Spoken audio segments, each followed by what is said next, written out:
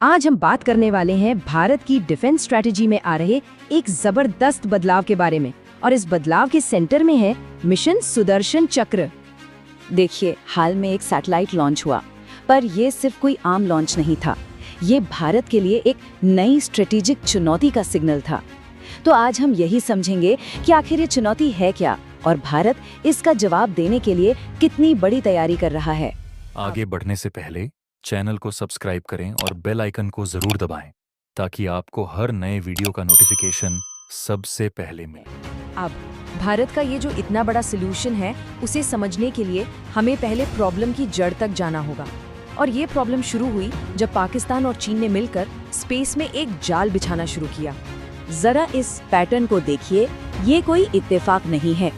पिछले सिर्फ एक साल में चीन की मदद से पाकिस्तान के लिए 4 सैटेलाइट्स लॉन्च किए गए। साफ है कि ये एक सोची समझी रणनीति है, एक जॉइंट जासूसी नेटवर्क बनाने की। हाँ, तो कागजों पर तो इन सैटेलाइट्स का मकसद बताया गया है खेतीबाड़ी और डिजास्टर मैनेजमेंट। लेकिन देखिए, डिफेंस एक्सपर्ट्स अच्छी तरह से जानते हैं कि इनका असली मकसद दोहरा है। असली काम है भारत की मिलिट्री एक्टिविटीज पर 24 घंटे 7 दिन स्पेस से नजर रखना। और हाँ, ये सब कुछ अलग थलग नहीं हो रहा है।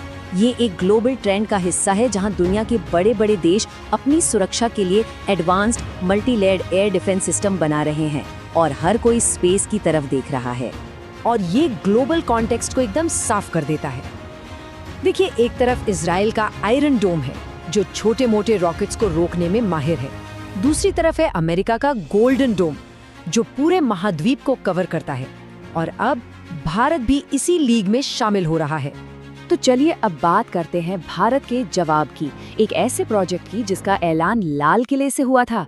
नाम है मिशन सुदर्शन चक्र। इस मिशन का दिल है 52 सैटेलाइट्स का एक बहुत बड़ा नेटवर्क।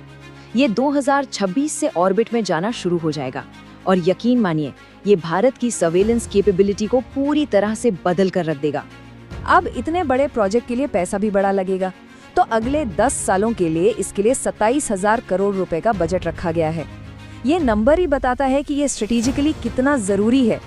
इस मिशन की एक और बहुत खास बात है और वो है इसकी पब्लिक प्राइवेट पार्टनरशिप। तैनाती में तेजी लाने के लिए ज्यादातर सैटेलाइट्स का निर्माण प्राइवेट भारतीय कंपनियां कर रही हैं। ये भारत के डिफेंस सेक्टर के लिए एक बहुत बड़ा कदम है। तो सवाल ये उठता है कि सैटेलाइट्स का ये झुंड एक सिंपल मॉनिटरिंग सिस्टम से एक एक्टिव डिफेंस शील्ड में कैसे बदल जाता है? इसका जवाब इसकी बनावट और टेक्नोलॉजी में छिपा है। देखिए, डिफेंस की जो पहली लेयर है वो है नई दिल्ली के लिए कैपिटल डोम। ये एक 3 लेयर वाला सुरक्षा कवच है जो हमारे पार्लियामेंट, मिलिट्री हेडक्वार्टर्स और प्राइम मिनिस्टर के आवास जैसी जगहों को प्रोटेक्ट करेगा। इसका जो आउटर रिंग है वो बैलिस्टिक मिसाइल जैसे लंबी दूरी के खतरों को डिटेक्ट करेगा। मिडिल रिंग क्रूज मिसाइलों और फाइटर जेट्स को रोकेगा और जो इनर रिंग है वो ड्रोन्स जैसे करीबी खतरों से फाइनल प्रोटेक्शन देगा। अब इस पूरे सिस्टम की आंखें हैं सिंथेटिक अपर्चर रडार यानी सार। ये कोई नॉर्मल रडार नहीं है, ये एक क्रांतिकारी तकनीक है जो रेडियो वेव्स का इस्तेमाल करती है। इसका सीधा मतलब है कि चाहे घने बादल हो, कोहरा हो या फिर काली अंधेरी रात, ये रडार सबके आर पार देखकर जमीन की एकदम हाई रेजोल्यूशन तस्वीरें ले सकता है। मतलब भारत को बैटलफील्ड का एक ऐसा नज़ारा मिलेगा जो कभी रुकता नहीं, चाहे मौसम कैसा भी हो। ये भारत की डिफेंस स्ट्रैटेजी में एक बहुत बड़ा फंडामेंटल बदलाव है। अब हम जमीन पर लगे रडार पर खतरा दिखने का इंतजार करने वाली रिएक्टिव अप्रोच से हटकर स्पेस से ही खतरों को पहचानने वाली एक प्रोएक्टिव अप्रोच की तरफ बढ़ रहे हैं।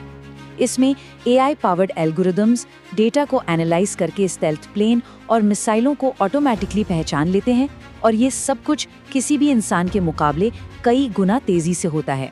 लेकिन ये सिस्टम सिर्फ आज के खतरों के लिए नहीं बना है, इसे भविष्य की लड़ाई के लिए भी डिजाइन किया जा रहा है। और वो लड़ाई है हाइपरसोनिक हथियारों की। ये वो बड़ा सवाल है जिसका सामना आज दुनिया के सभी बड़े डिफेंस प्लानर्स कर रहे हैं। देखिए, चैलेंज ये है कि जब कोई मिसाइल आवाज की स्पीड से 5 गुना तेज चलती है तो उसके चारों तरफ हवा के कणों का एक प्लाज्मा फील्ड बन जाता है। ये फील्ड एक तरह का इनविजिबिलिटी क्लोक यानी अदृश्य चोगा है जो नॉर्मल रडार के तरंगों को ब्लॉक कर देता है। तो इसका जवाब है DRDO के पास। वो खास तौर पर L band ASA radar develop कर रहे हैं। ये रडार कम फ्रीक्वेंसी वाली तरंगों का इस्तेमाल करते हैं, जो इस प्लाज्मा शील्ड को भेद कर अंदर छिपी मिसाइल को ट्रैक कर सकती हैं। असल में यही टेक्नोलॉजी हाइपरसोनिक डिफेंस की चाबी है। तो यहाँ सबसे ज़रूरी बात ये है कि ये सिर्फ नए हार्डवेयर या सैटेलाइट्स की बात नहीं है, ये भारत के पूरे सिक्योरिटी डॉक्ट्रिन में एक फंडामेंटल शिफ्ट है। इस स्ट्रेटेजिक शिफ्ट को खुद प्रधानमंत्री ने एक नेशनल प्रायोरिटी बताया था। उन्होंने इस बात पर जोर दिया कि हमें एक ऐसी इंटीग्रेटेड डिफेंस सिस्टम की ज़रूरत है जो भारत को ज़मीन से लेकर स्पेस तक हर मोर्चे पर महफूज रखे। तो अब ये सिर्फ मॉनिटरिंग का मामला नहीं रहा, ये मिशन भारत को एक इंटीग्रेटेड स्पेस डिफेंस फोर्स की कैपेबिलिटी देता है। इसका मतलब ये हुआ कि स्पेस में हमारी सैटेलाइट्स सिर्फ देखेंगी नहीं, बल्कि जमीन पर मौजूद डिफेंस सिस्टम के साथ मिलकर काम करेंगी। क्यों? ताकि दुश्मनों की साझा जासूसी को काउंटर किया जा सके और किसी भी खतरे को उसके पनपने से पहले ही न्यूट्रलाइज कर दिया जाए। और ये हमें एक आखिरी सवाल पर छोड़ जाता है। जैसे जैसे टेक्नोलॉजी आगे बढ़ रही है, क्या किसी भी देश की सिक्योरिटी को पक्का करने का आखिरी मोर्चा अब जमीन या समंदर नहीं, बल्कि स्पेस के ऑर्बिट बन रहे हैं? दोस्तों, ऐसे ही और वीडियोस के लिए चैनल को सब्सक्राइब करें और बेल आइकॉन को ज़रूर दबाएं ताकि आपको हर नए वीडियो का नोटिफिकेशन सबसे पहले मिले।